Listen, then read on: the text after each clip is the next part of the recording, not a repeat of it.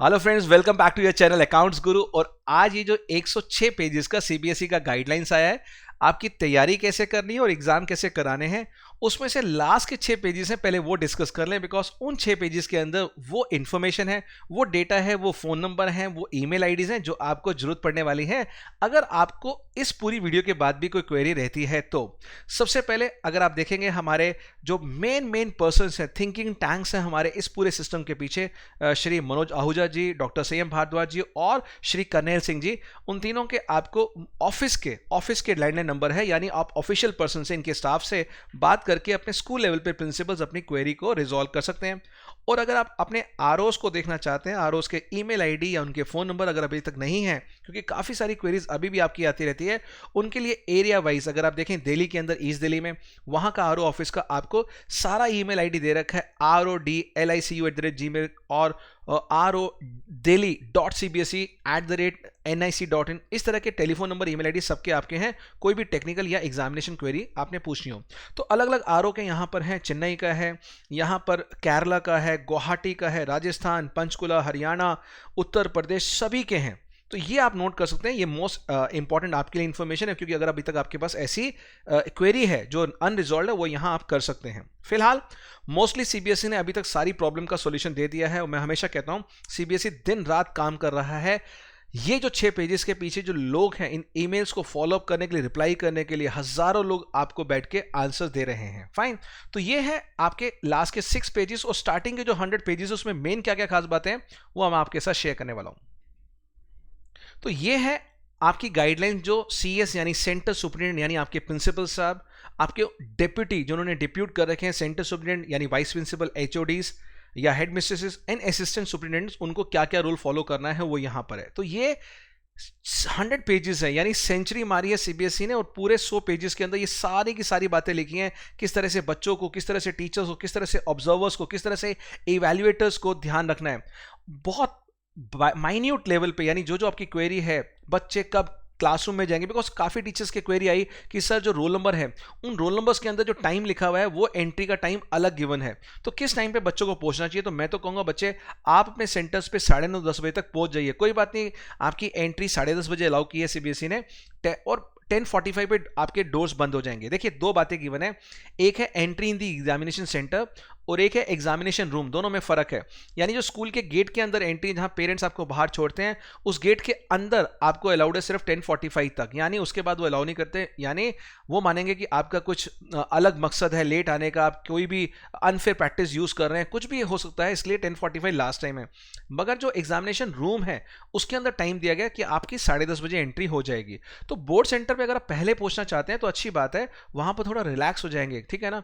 कई बार मैंने देखा है, कई बार बच्चे रोल नंबर भूल जाते हैं, कई बार पैनिक करते हैं, कोई मेन चीज भूल गए, तो ये सब अवॉइड करना। तो आपकी एंट्री है 10:30 से 10:45 एग्जामिनेशन रूम के अंदर। पेपर आपको मिल जाएगा 11 बजे, 11 से 11:10 के बीच में, और 20 मिनट्स का आपको रीडिंग टाइम मिलेगा। तो ये स्टार्टिंग में आपको कोड, उनके बारे में सब इंफॉर्मेशन है, ये सब बहुत पहले से आपके पास आ चुकी है।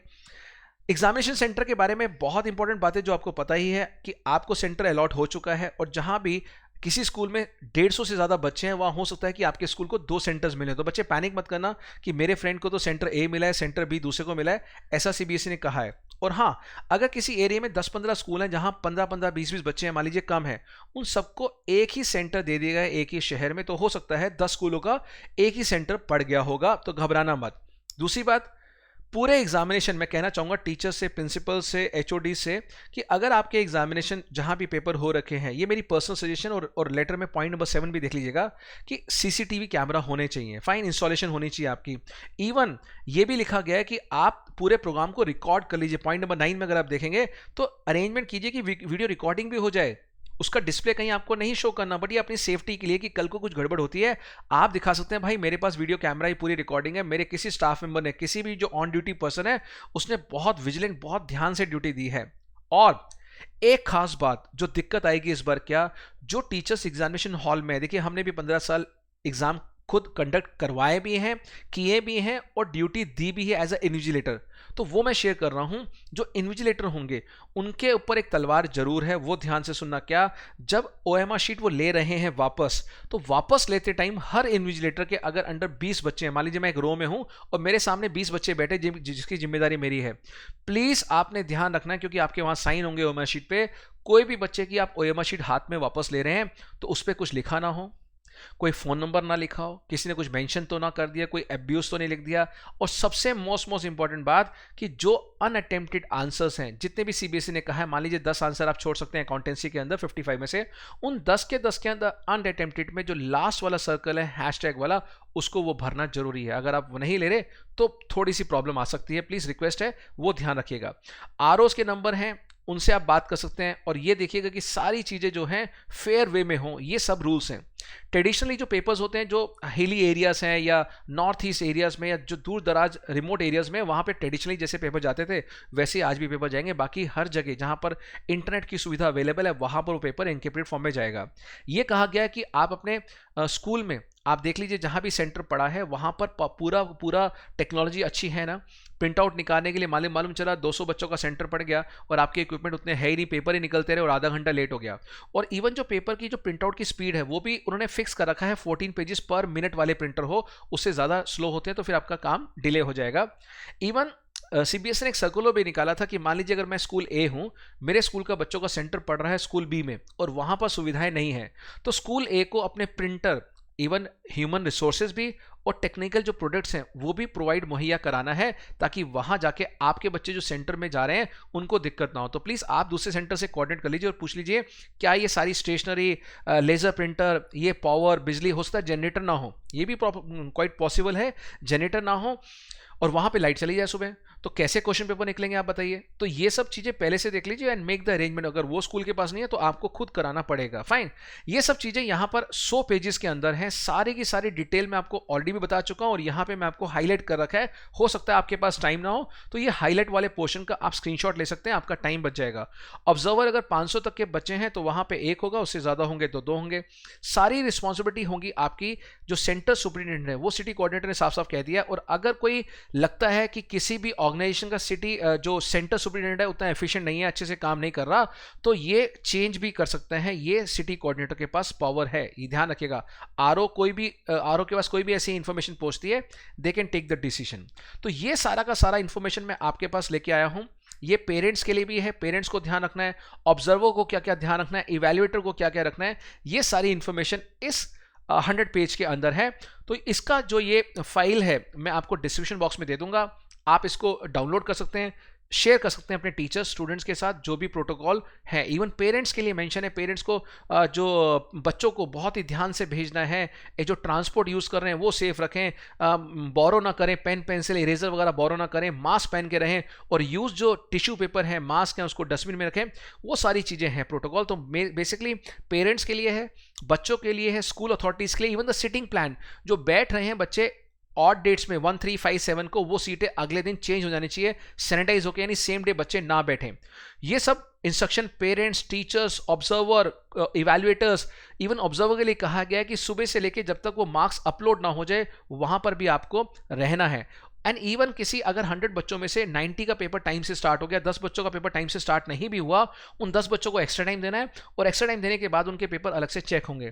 तो मेरे प्यारे बच्चों, आप रिलैक्स हो जाइए, हर तरह से सीबीएसई फ्लेक्सिबल है आपके फेवर में काम करने के लिए, ये मैं कहना चाहता हूं। और अगर कोई बच्चा एब्सेंट है तो रेड इंक से मार्क कर दीजिएगा कि हाँ ये बच्चा एब्सेंट है। पेपर पैक करके बहुत ही जो 10th और 12th के अलग अलग कलर बताए गए हैं आपको, उसी में आपको बैग में पैक करके भेजना है। जब आप पेपर ओपन करेंगे, अगर आपके पास हार्ड कॉपी पेपर ओपन कर रहे हैं तो 4 विटनेसेस होने चाहिए, उसमें से स्टूडेंट्स भी बुलाएंगे, बट वो स्टूडेंट्स हर पेपर में अलग होना चाहिए, सेम पेपर ना लें। और पूरे के पूरे एग्जामिनेशन सिस्टम के अंदर सिर्फ एक ही पर्सन है जो मोबाइल फोन कैरी कर सकता है, वो है आपका क्या, सेंटर सुपरिटेंडेंट यानी प्रिंसिपल साहब। उसके अलावा कोई भी नहीं कर सकता।